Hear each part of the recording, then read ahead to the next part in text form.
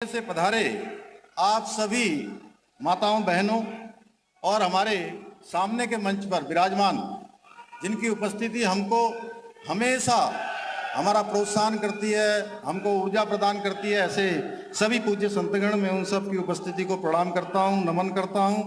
और इस विशिष्ट कार्यक्रम में आप सभी का इतनी विशाल संख्या में यहाँ पधारने के लिए आप सबका हृदय से स्वागत करता हूं, आप सबका अभिनंदन करता हूं। ये हम सभी के लिए अत्यंत गर्व का विषय। आज हमें उत्तराखंड में भारतीय जनता पार्टी के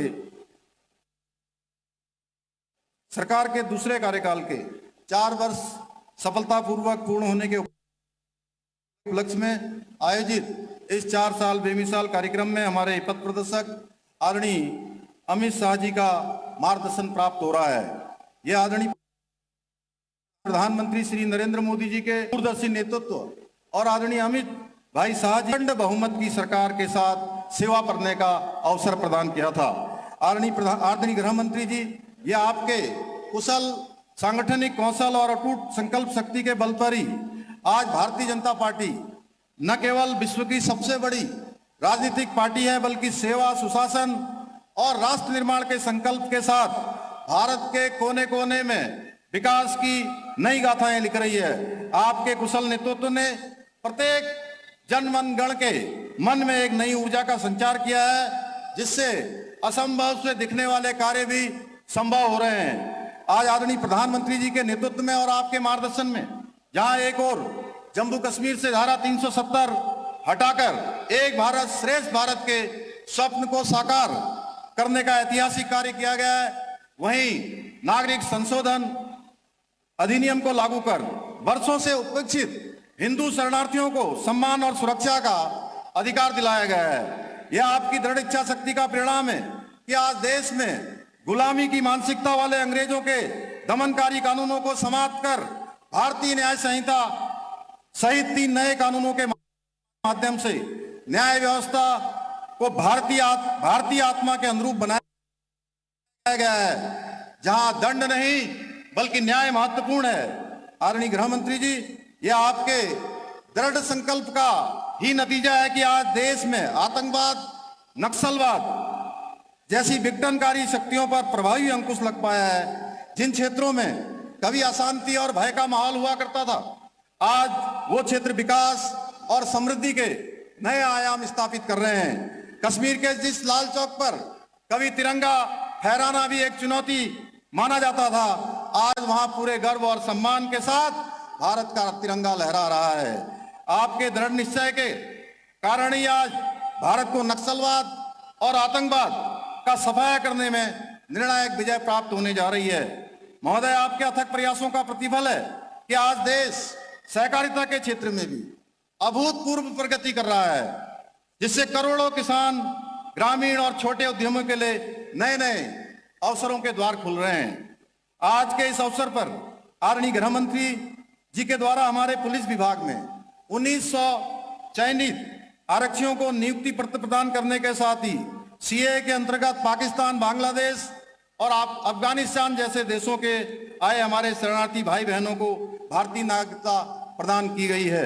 मैं आज के इस अवसर पर आप सभी नवनियुक्त होने वाले आरक्षियों को और भारत की नागरिकता प्राप्त करने वाले भाई बहनों को हृदय से बधाई देता हूं। यह आप सभी का सौभाग्य है कि आपको ऐसे महान व्यक्तित्व के करकमलों से सम्मान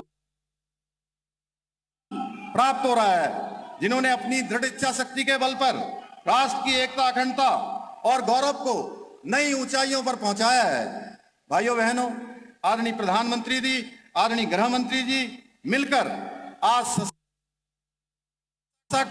और स्वावलंबी भारत के उस स्वप्न को साकार करने के लिए काम कर रहे हैं, जो हमारे महान पूर्वजों और स्वतंत्रता सेनानियों ने संजोया था। आदरणीय मोदी जी देश के ऐसे पहले प्रधानमंत्री हैं जिन्होंने भारत को विकसित राष्ट्र बनाने का संकल्प लिया है और उसे साकार करने के लिए पूरी प्रतिबद्धता के साथ निरंतर कार्य कर रहे हैं। आप सभी भली भांति जानते हैं, 2014 से पहले पूर्व दुनिया के देश भारत को कमजोर और पिछड़े राष्ट्र के रूप में देखते थे, परंतु आज आदरणीय प्रधानमंत्री जी के सशक्त नेतृत्व के कारण पूरी दुनिया भारत की सामर्थ्य, शक्ति और क्षमता के आगे नतमस्तक है।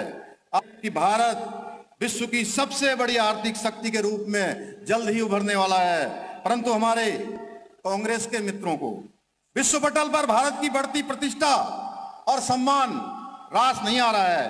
कांग्रेस के लोग आदरणीय प्रधानमंत्री मोदी जी का विरोध करने के चक्कर में आज देश का विरोध करने लगे हैं। हाल ही में आपने देखा होगा, देश के अंदर एक पूरी विश्व की एआई बड़ी समिट के दौरान इन लोगों ने सारी हदें पार कर दी और वैश्विक ग्लोबल लीडर्स के सामने भारत को नीचा दिखाने का प्रयास किया। अपने युवराज के अपरिपक्व नेतृत्व में आज पूरी कांग्रेस दिशाहीन और देश विरोधी हो चुकी है। भाइयों बहनों, आज आदरणीय प्रधानमंत्री जी के नेतृत्व में सनातन का जय घोष चारों ओर गूंज रहा है। भारत अपनी जड़ों से जुड़ते हुए पुनः विश्व गुरु बनने की ओर तेजी से अग्रसर हो रहा है। चाहे अयोध्या जी में भगवान श्री रामचंद्र जी का भव्य मंदिर बनना हो, काशी में काशी कॉरिडोर बनना हो, उज्जैन में महाकाल लोक बनना हो, या हमारे राज्य में केदारनाथ धाम, बद्रीनाथ धाम का मास्टर प्लान हो या नव निर्माण का काम हो। आज हमारी धार्मिक धरोहरों को संवारने का, सजाने का उल्लेखनीय कार्य किया जा रहा है, पर हमारे विपक्ष को यह सब रास नहीं आ रहा है। ये वही लोग हैं जिन्होंने भगवान श्री राम के भव्य मंदिर को बनने से रोकने के लिए अपनी पूरी ताकत लगा दी थी। भाइयों बहनों, आज आदरणीय प्रधानमंत्री श्री नरेंद्र मोदी जी के नेतृत्व में, आदरणीय गृह मंत्री जी के मार्गदर्शन में हमारे प्रदेश में डबल इंजन की सरकार द्वारा प्रदेश के समग्र विकास के साथ साथ हमारी समृद्ध सांस्कृतिक विरासत के संरक्षण और संवर्धन की दिशा में भी निरंतर कार्य किया जा रहा है। आज जहां राज्य में सड़क, शिक्षा, स्वास्थ्य, रेल और हवाई कनेक्टिविटी सहित सभी महत्वपूर्ण क्षेत्रों से जुड़े इंफ्रास्ट्रक्चर को मजबूत करने की दिशा में कार्य किया जा रहा है, वहीं विभिन्न नीतियों और योजनाओं के माध्यम से राज्य को सामाजिक और आर्थिक रूप से सशक्त और समृद्ध बनाने की दिशा में निरंतर प्रयास किया जा रहा है। वर्ष 2023 में ग्लोबल इन्वेस्टर समिट का हमने आयोजन किया था।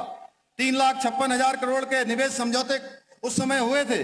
हमें गर्व है कि पिछले वर्ष आदरणीय गृह मंत्री जी के कर कमलों द्वारा 1 लाख करोड़ से अधिक के निवेश समझौतों को हमने धरातल में उतारने में सफलता प्राप्त की।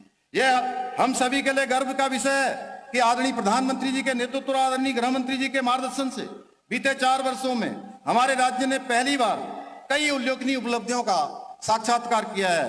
पहली बार राज्य में G20 वैश्विक सम्मेलन का साक्षी बना, पहली बार राज्य में राष्ट्रीय खेलों का आयोजन हुआ और पहली बार राज्य के खिलाड़ियों ने 100 से अधिक राष्ट्रीय खेलों में मेडल प्राप्त कर अंक तालिका में उत्तराखंड राज्य ने 7वां स्थान प्राप्त किया।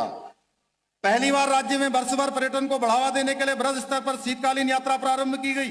भाइयों बहनों, डबल इंजन की सरकार ने बीते 4 सालों में हमारे राज्य की आर्थिकी में 1.5 गुना से अधिक की वृद्धि की हुई है और पिछले 1 वर्ष में राज्य की जीएसडीपी में 7.23% की बढ़ोतरी हुई है और प्रति व्यक्ति आय में 41% की वृद्धि हुई है। बीते 4 वर्षों में राज्य का बजट 60,000 से बढ़कर 1 लाख करोड़ को पार कर गया है। बीते 4 वर्षों में राज्य में 20,000 से अधिक नए उद्योग स्थापित हुए हैं। बीते 4 वर्षों में राज्य में स्टार्टअप की संख्या 700 से बढ़कर 1700 हो गई है। आज हेलीपोर्ट की संख्या 2 से 7 और वहीं हेलीपैड की संख्या 60 से बढ़कर 118 हो गई है। बीते 4 वर्षों में बिजली उत्पादन 3 गुना बढ़ गया है। राज्य में होटलों की संख्या में 25% की बढ़ोतरी हुई है, वहीं नए होम स्टे की संख्या में 50% से अधिक की बढ़ोतरी हुई है। आज डबल इंजन की सरकार के कारण राज्य दोगुनी रफ्तार से प्रगति कर रहा है। इसी का परिणाम है कि आज हमारे राज्य में रिवर्स प्लान 44% की बढ़ोतरी दर्ज की है। आज लोग पुनः अपने पैतृक स्थानों को, अपने गांवों को पुनः लौट रहे हैं। हम किसानों की आय वृद्धि करने के साथ साथ मत्स्य विकास के क्षेत्र में देश के अग्रणी राज्य बने। हमारा राज्य युवाओं को रोजगार देने के और अवसर उपलब्ध कराने में भी देश का अग्रणी राज्य बनकर उभरा है। ईज ऑफ डूइंग बिजनेस में उत्तराखंड को अचीवर्स स्टार्टअप रैंकिंग्स में लीडर्स की श्रेणी प्राप्त हुई है।